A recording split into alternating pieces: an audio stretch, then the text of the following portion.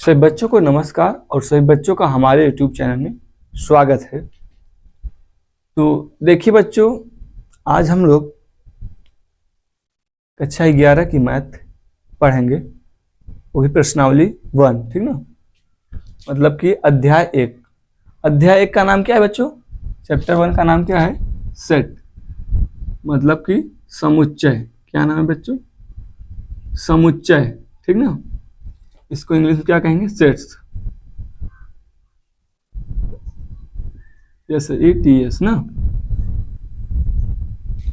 देखिए बच्चों, अगर आगे की पढ़ाई करना है मैथ्स से, ठीक है ना, तो थोड़ा इंग्लिश को ध्यान में रखकर चलिए, क्योंकि आगे जो हम लोग चीज़ें मिलेंगी 12 के बाद वो अधिकतर इंग्लिश में ही देखने को मिलेंगी, ठीक।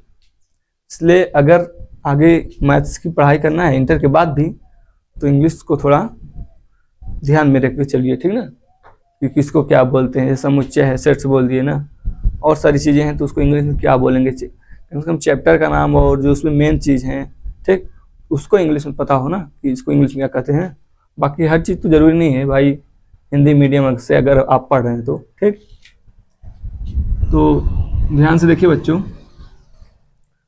समुच्चय, अगर हम समुच्चय चैप्टर की बात ही कर रहे हैं बच्चों, तो सबसे पहले हमको ये भी तो पता होना चाहिए समुच्चय है क्या। समुच्चय क्या है, सबसे पहले यही क्वेश्चन बन जाता है। समुच्चय क्या है, मतलब सेट्स क्या है। तो देखिए बच्चों, सेट क्या है हम बता रहे हैं। सेट वस्तुओं के क्या होता है? सुपरिभाषित संग्रह। वस्तुओं के सुपरिभाषित संग्रह को समुच्चय कहते हैं।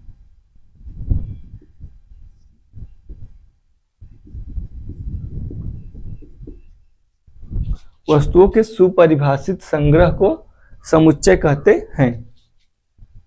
देखिए यहाँ पे वस्तु का मतलब कोई भी चीज हो सकता है बच्चों, ठीक।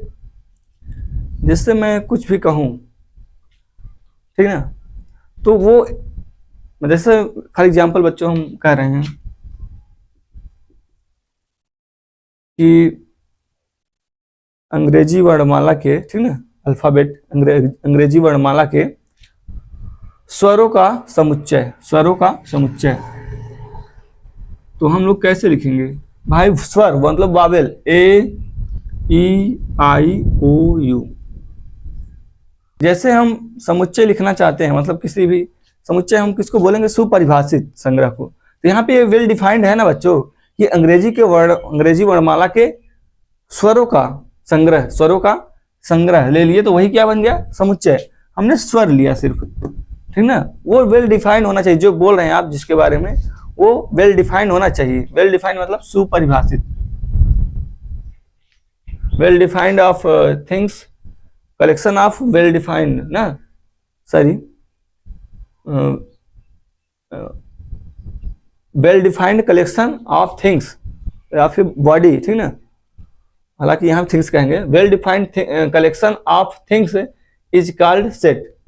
वस्तुओं के क्या? वस्तुओं का मतलब सॉरी, सुपरिभाषित संग्रह, लेकिन किसका? वस्तुओं का। सुपरिभाषित संग्रह हो लेकिन वस्तुओं का, उसे ही हम लोग क्या कहते हैं? समुच्चय कहते हैं ना बच्चों। और समुच्चय बच्चों जब भी हम लोग लिखते हैं समुच्चय ना, उसको मझले कोष्टक के अंदर लिखते हैं। मझले कोष्टक मतलब करली ब्रैकेट, ठीक ना भाई। समुच्चय देखिए लिखने के दो तरीके हैं, इसको भी देख लीजिए। समुच्चय लिखने की दो विधि है ना, ठीक ना।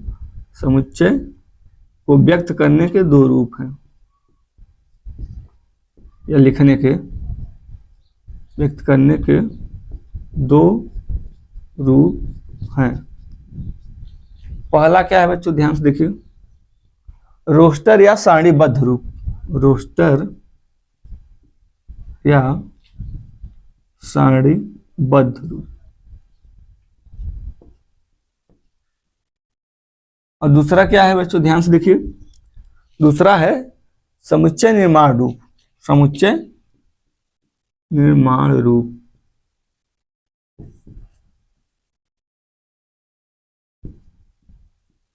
ठीक ना बच्चों।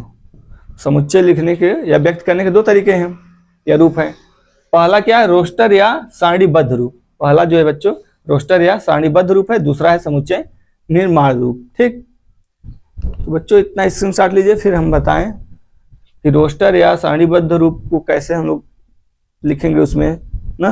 बच्चों हम लोग जो समुच्चय होता है उसके प्रत्येक अवयव को एलिमेंट बोलते हैं, या फिर उसके प्रत्येक सदस्य को हम लोग अवयव बोलते हैं। एलिमेंट या अवयव, ठीक ना, इंग्लिश में एलिमेंट, हिंदी में अवयव। और सभी अवयवों के बीच कामा रहता है। लेकिन ये बच्चों जानते हैं कौन सी विधि है, ये रोस्टर या सारणीबद्ध रूप है। ठीक, और समुच्चय निर्माण रूप कैसे क्या होता है वही हम बताएंगे। स्क्रीनशॉट ले लीजिए इसका। मतलब समुच्चय को दिखाने के लिए, व्यक्त करने के लिए जो पहला तरीका है या विधि है बच्चों, क्या है, रोस्टर या सारणीबद्ध रूप। रोस्टर या सारणीबद्ध रूप, रोस्टर या सारणीबद्ध रूप ना बच्चों। तो ये देखिए बच्चों, रोस्टर या सारणीबद्ध रूप में हम लोग समुच्चय को किस प्रकार दिखाते हैं, ध्यान से देखिए, समझिए। समुच्चय चाहे रोस्टर या सारणीबद्ध रूप में दिखाए बच्चों, चाहे हम लोग समुच्चय निर्माण रूप में, दोनों के लिए ब्रैकेट तो यूज करेंगे। ठीक ना बच्चों, दोनों के लिए ब्रैकेट तो लगाएंगे।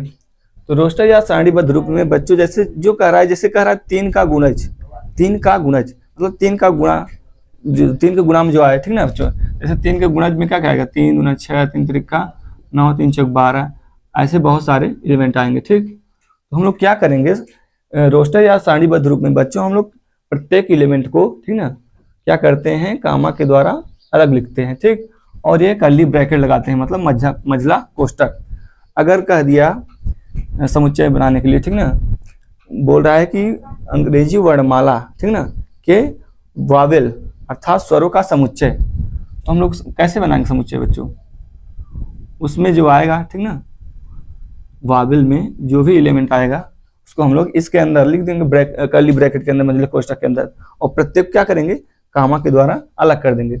और बच्चों रोस्टर या सारणीबद्ध रूप में जो हम लोग एलिमेंट लिखते हैं उनका क्रम में होना जरूरी नहीं है, ऑर्डर में होना कोई जरूरी नहीं है। जैसे मैं कह रहा हूं,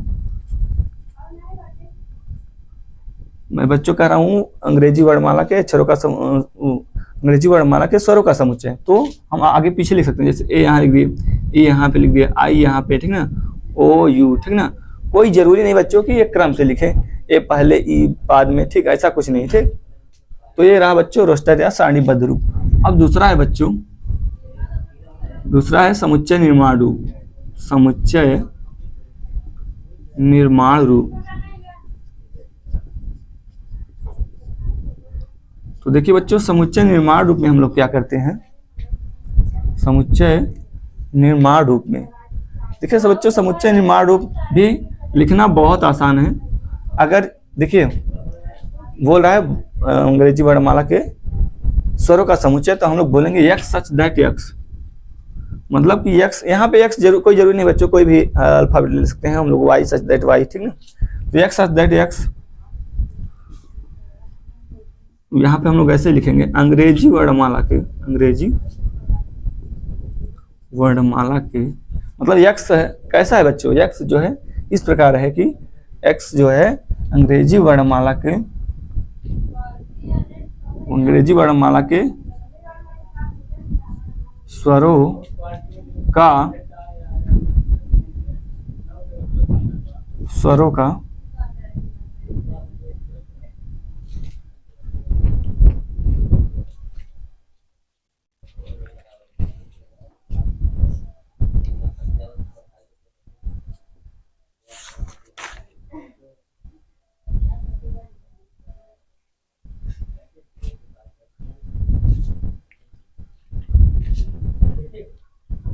देखिए बच्चों यक्स सच दैट यक्स अंग्रेजी वर्णमाला, अंग्रेजी वर्णमाला के स्वर हैं, ठीक ना, या स्वर हैं, ठीक ना बच्चों, यक्स सच दैट यक्स अंग्रेजी वर्णमाला के स्वर हैं। यक्स क्या है, अंग्रेजी वर्णमाला का स्वर है, मतलब हम लोग को केवल स्वर लेना है। यक्स सच दैट यक्स अंग्रेजी वर्णमाला का व्यंजन है, हम लोग कॉन्सोनेंट बोल सकते हैं। ठीक, और जैसे बच्चों कह रहे हैं, जैसे 3 का गुणज, 3 का गुणज। तो हम लोग बच्चों इसको ऐसे दिखा सकते हैं, x सच दैट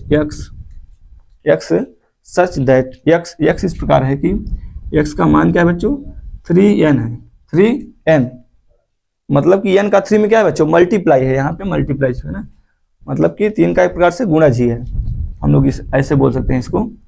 और जहाँ बच्चों हम लोग लिख सकते हैं हम लोग, जहाँ n belongs to capital n belongs to capital n, मतलब कि n जो बिलोंग कर रहा है प्राकृतिक संख्या में बिलोंग कर रहा है,